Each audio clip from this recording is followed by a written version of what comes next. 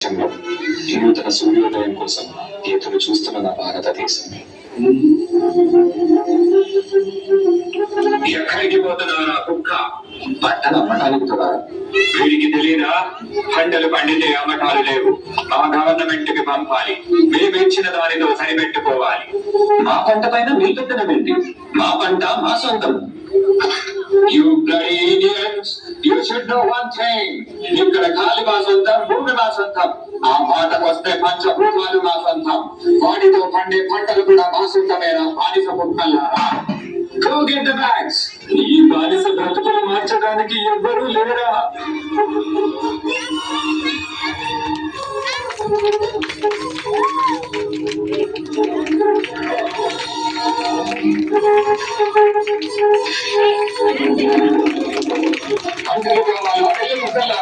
నువ్వు పండించావా లేదా నీ ఎప్ప పండించావా?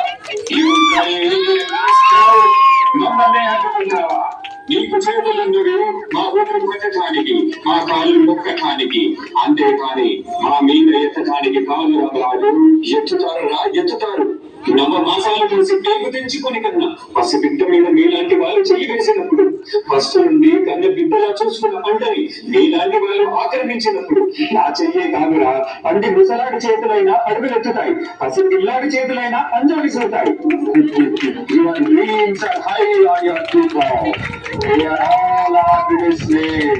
నువ్వు నాకు గాలి మాటలు చెప్పగానే తిరగబడతారా? బ్రిటిష్ గవర్నమెంట్ ని కూల్చివేస్తారా? సీతారామరాజు చచ్చిపోతే Sitaramaraju ఎదురుస్తాడు.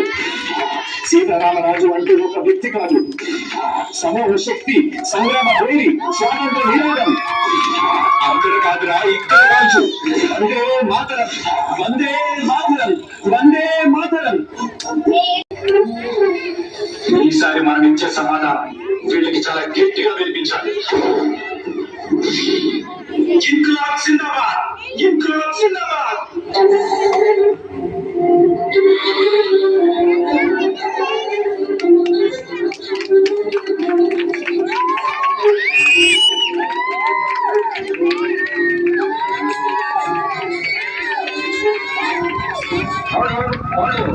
According to the law, to hell with your honor, to hell with your law.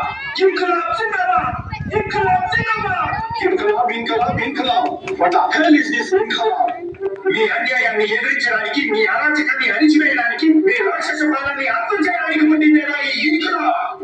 మా రక్తాన్ని చిందించి, మా సామ్రాజ్యాన్ని సాధించి, మా హక్కుల పోరాటాన్ని జయించడానికి చేస్తున్న యుద్ధమేనా ఈ ఇన్కిలాబ్?